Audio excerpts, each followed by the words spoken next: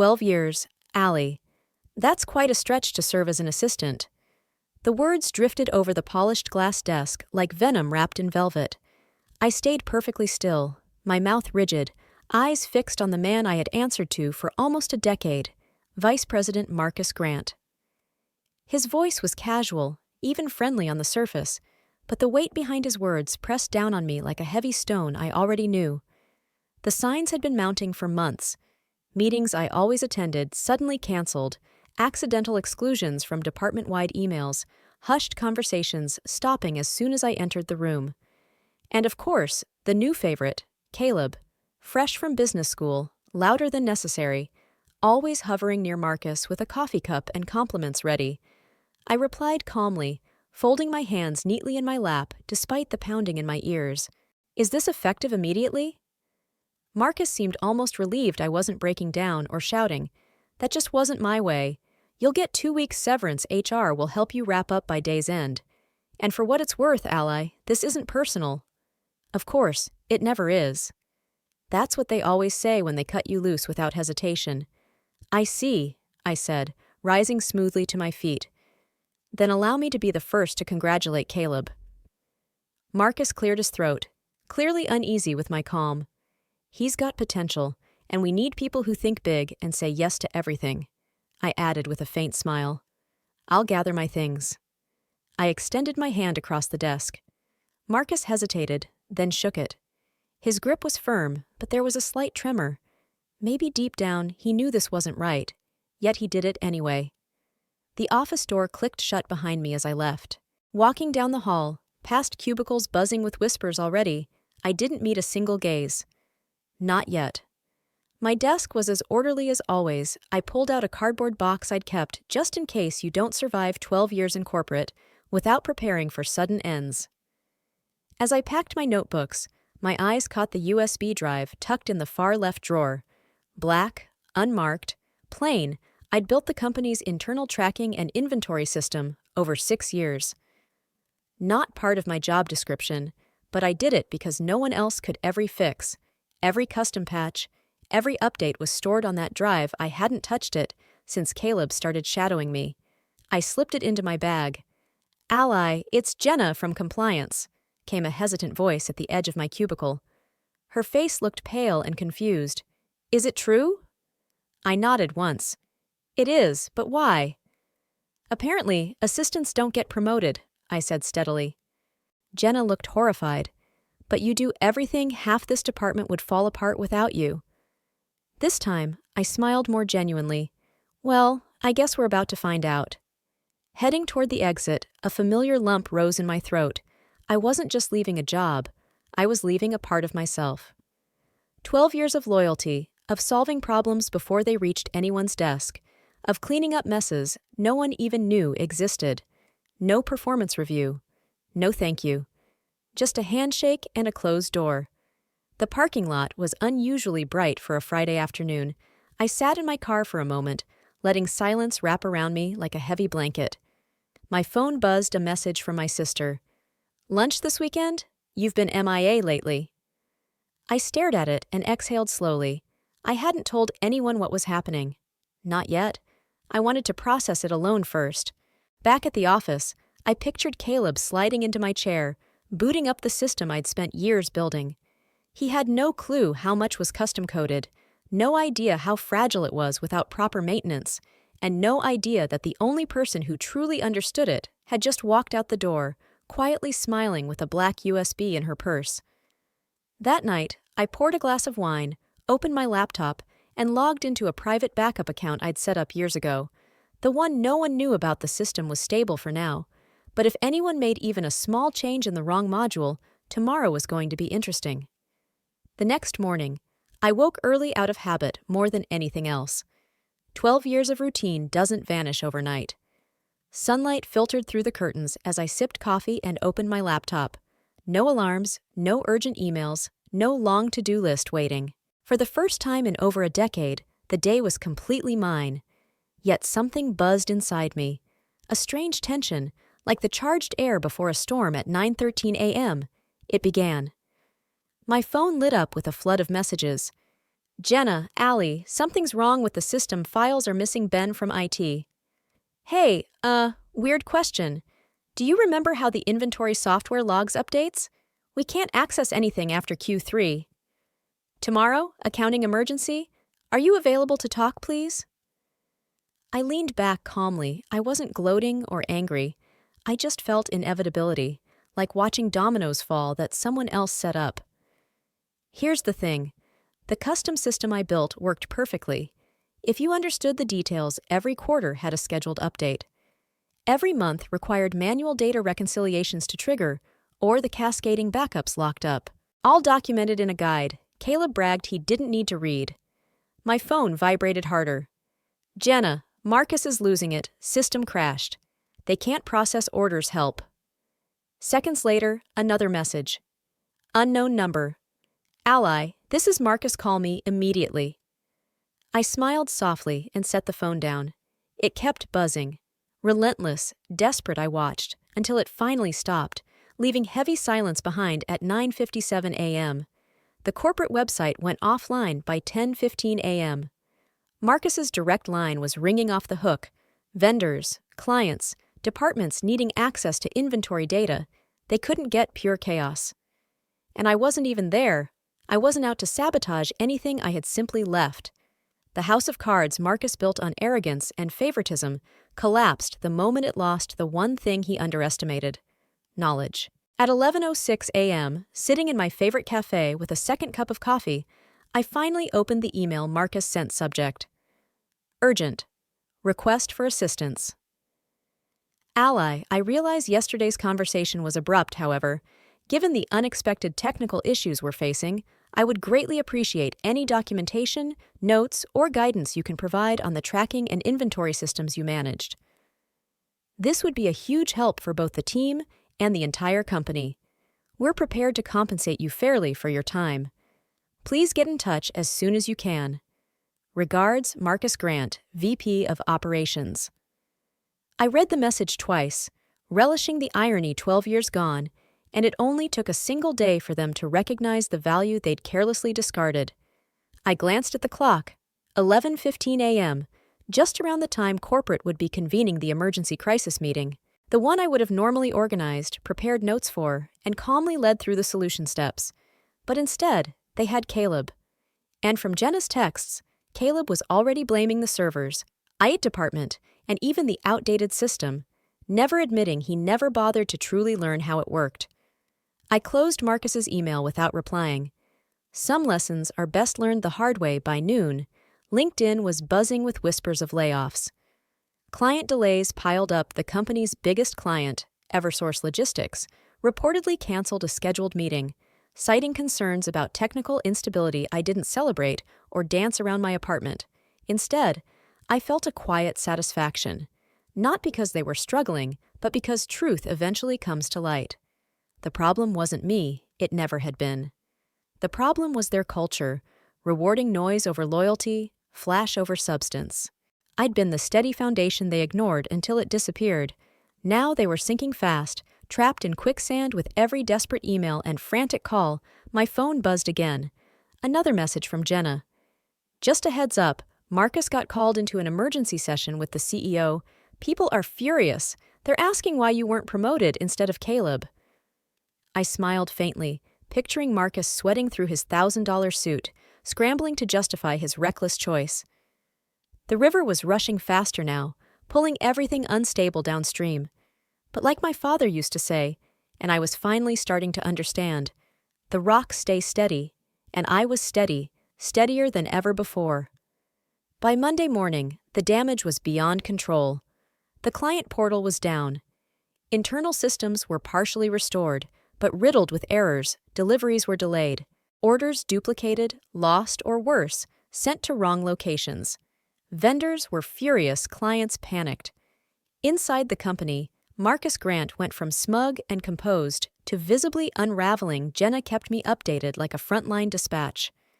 Marcus looks like he hasn't slept in 3 days. CEO tore into him in front of everyone. Caleb's literally sweating through his shirt. I hadn't replied to any of Marcus's emails or messages, not out of spite, but because it was about respect, and they'd shown me none 12 years of loyalty, staying late without being asked, fixing things no one else knew were broken, training interns, smoothing conflicts, covering for others' mistakes. And I was told flat out that assistants don't get promoted. Suddenly, all those invisible tasks I handled were glaringly obvious at 11:30 a.m. I got a call from an unknown number. Normally, I'd let it go to voicemail, but something told me to answer, "Hello, Allie Peterson?" A woman's calm, professional voice asked, "Yes, this is Angela Browning, executive assistant to Darren Shaw, CEO of Westbridge Logistics." I blinked. Westbridge, a major former competitor. "I hope I'm not catching you at a bad time," she continued. "Mr. Shaw would like to meet with you this week. Your name came highly recommended." My breath caught. "May I ask who recommended me?" There was a pause. "I believe it was one of your former clients at Eversource," they said, and I quote, "She's the only reason we renewed with them last year." I exhaled slowly. "I'd be happy to speak with Mr. Shaw." "Wonderful," Angela said. "We'll arrange something for Thursday morning." After hanging up, I stared at my phone for a long moment. My hands weren't shaking. My chest didn't feel tight. This wasn't panic. It was possibility. That evening, I met my sister for dinner. Elena, practical, the HR director at a healthcare firm, never missed a step in life.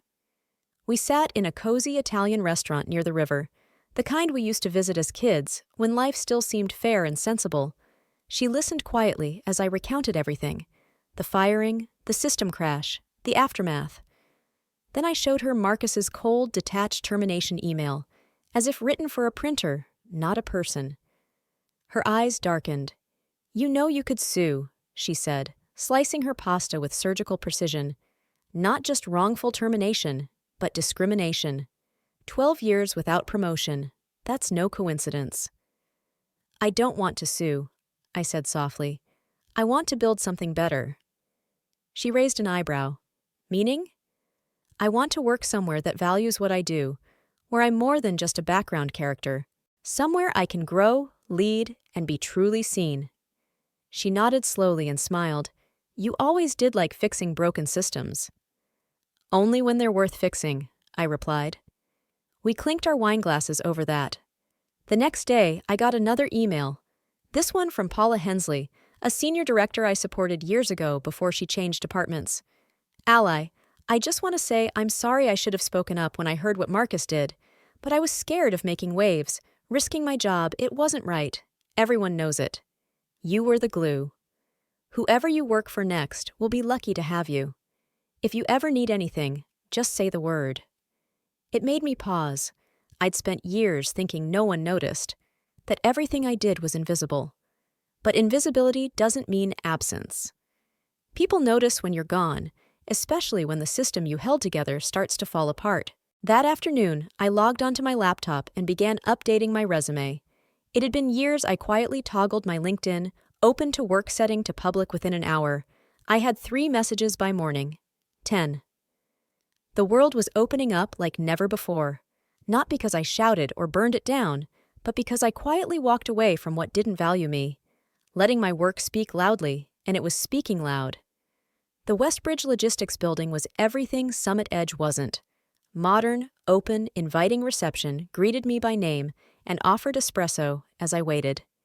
The air smelled of citrus and fresh ambition, not desperation and stale coffee, exactly at 9 a.m. Angela appeared with a warm smile and escorted me to the top floor. "Mr. Shaw is looking forward to meeting you," she said, then added quietly, "Everyone here's been talking about what happened at Summit Edge. You really made an impression." I gave a polite nod, though my heart was racing.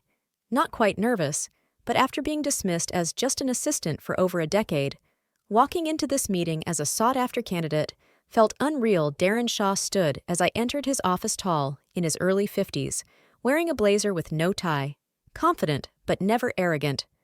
"Ally," he said warmly, extending his hand. "We finally meet." "Thank you for the invitation," I replied, shaking his hand. "Please, have a seat. Can I get you anything?" "I'm good, thanks." We settled into the leather chairs facing each other, sunlight pouring through the glass behind him. He didn't waste time with small talk. "I've spoken with vendors, clients. even some of your former teammates. They all say the same thing. You were the backbone of that department. I stayed silent. They also said you were overlooked, passed over, undervalued. Still, I said nothing, and met his steady gaze. Darren continued. Our industry doesn't often reward quiet excellence. It chases the loudest voice in the room, but I'm interested in the person who keeps the machine running when no one's watching. I felt something loosen in my chest, something I hadn't realized had been clenched for years. He slid a folder across the table. Take a look at this. Inside was an offer letter. Director of Operations, Regional Supply Chain Division, full benefits. A competitive salary 35% higher than what I earned at Summit Edge. Most shocking of all, a personal budget to build my own support team from scratch. You're offering me a division? I asked, stunned. I'm offering you autonomy, he said. I don't micromanage. You've already proven you can manage circles around most so-called leaders here. The voice in my head, the one Summit Edge had cultivated, whispered, You're just an assistant. Don't get ahead of yourself. But I silenced it, because I wasn't just anything I never had been. I nodded once. I'd like a few days to think it over. Take your time, Darren said, but we'd like you to start as soon as possible. As Angela walked me out, she grinned. We've never seen Darren this excited about a hire. You've shaken up more than one executive office this week. Outside, I stood on the sidewalk, watching traffic blur past my phone. Buzzed a text from Jenna. Marcus was just escorted out of the building effective immediately, no warning. I reread the message twice, then another came from Tamara in accounting. Dan's stepping in temporarily, but there's talk of a full audit. They're blaming Marcus for the system crash and client fallout. Everyone's nervous. So it had finally happened. Not just a ripple, but a full break. And suddenly, I wasn't angry. Not even satisfied. I was ready that evening. I sat at my dining table, pen in hand, over the Westbridge offer letter. I thought of every late night at Summit Edge, every ignored suggestion, every private praise that never saw the light of day. Then I thought about the team I'd left behind, Jenna, Tamara, and a few others still stuck under leaders who never saw them. Maybe now, I could be the leader I always needed. I signed the offer. Then I grabbed my phone and typed a message, not to Marcus, Caleb, or anyone at Summit Edge, but to Jenna. Hey, I accepted a new role today. A real one.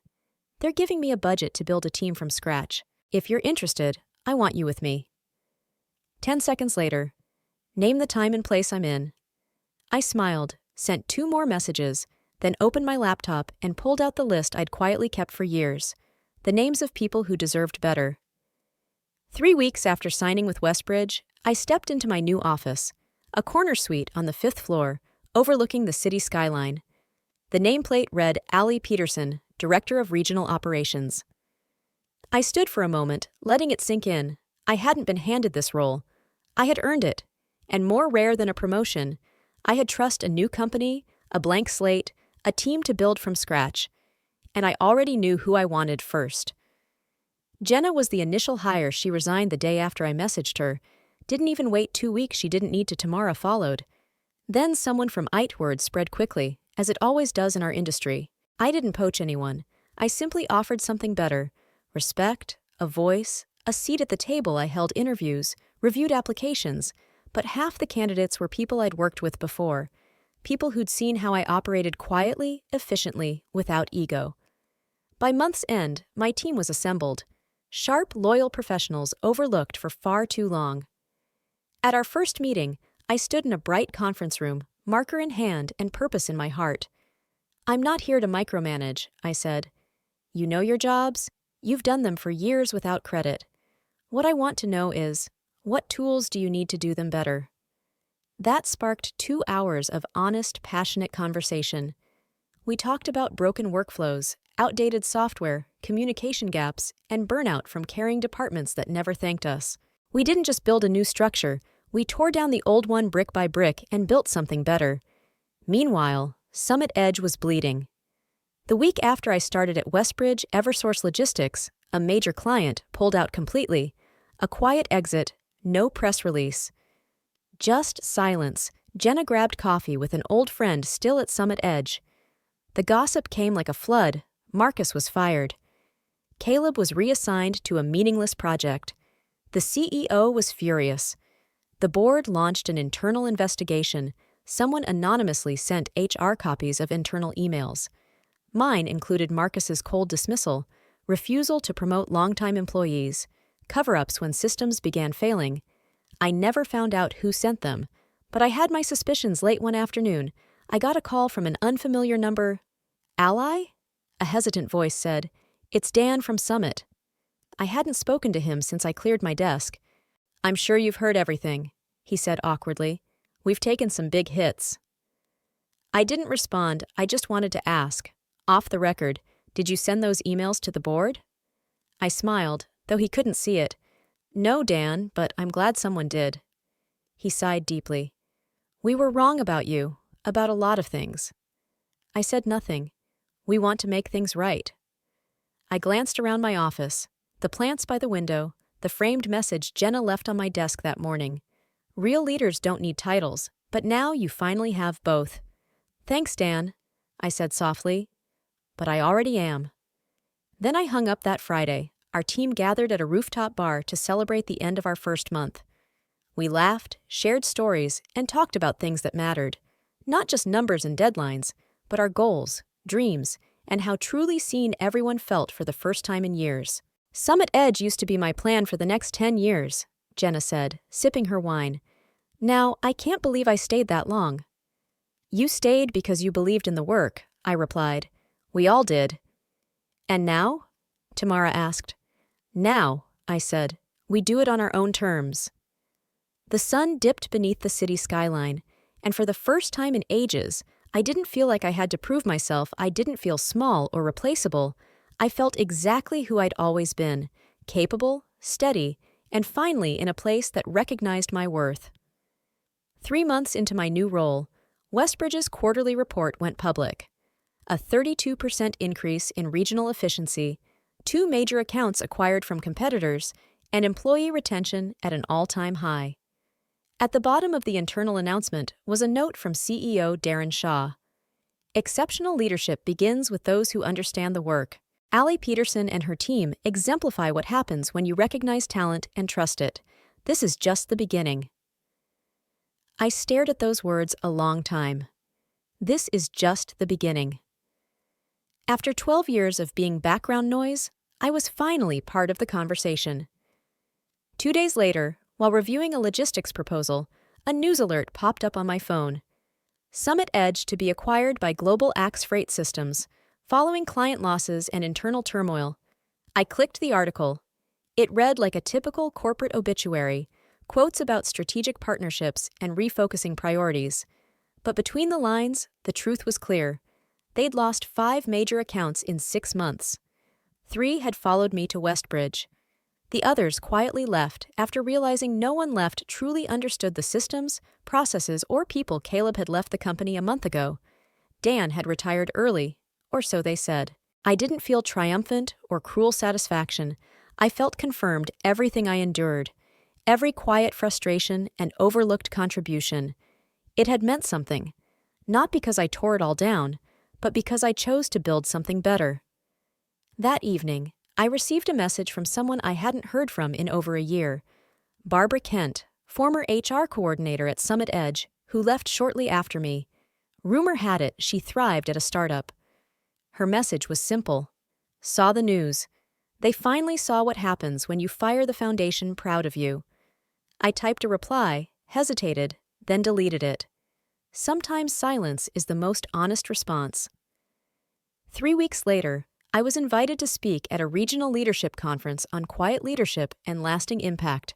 I almost said no, but then I remembered all those meetings at Summit Edge where less qualified people talked over me, took credit, and rose while I stayed invisible.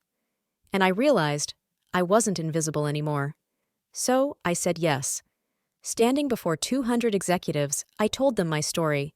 Not one of revenge or sabotage, but of misjudgment, perseverance, and the power of doing things the right way. I spoke of being called just an assistant, the crash, the frantic calls, the silence, and then the rebuilding. But mostly, I spoke about leading with empathy, quiet strength, and unwavering integrity. Afterward, 3 young women, junior managers from different companies, approached me. One said, "I didn't think people like us could reach the top without compromising who we are." I smiled. "We can, and we will. But you have to know your value, even when they don't." On the 1-year anniversary of my termination, Jenna and Tamara surprised me at the office with a cake inscribed in chocolate. "To the woman they couldn't replace." I laughed, a real laugh, as the whole team gathered around Jason had just accepted a director role in our southern region tomorrow. He'd lead a mentorship program. Jenna had been nominated for an industry award. Every one of them was growing, thriving, seen. We raised our glasses. Water, juice, coffee, it didn't matter. "To new beginnings," I said. "And to ally," Jenna added, "for proving you don't have to burn bridges to move forward. Sometimes, you just need to cross a better one." We clinked cups, and I looked around at faces that once sat quietly in others' meetings, now leading their own. We weren't the loudest or flashiest, but we were the ones who held the line. The rocks in the river, the steady ones. And in the end, we were the ones who won.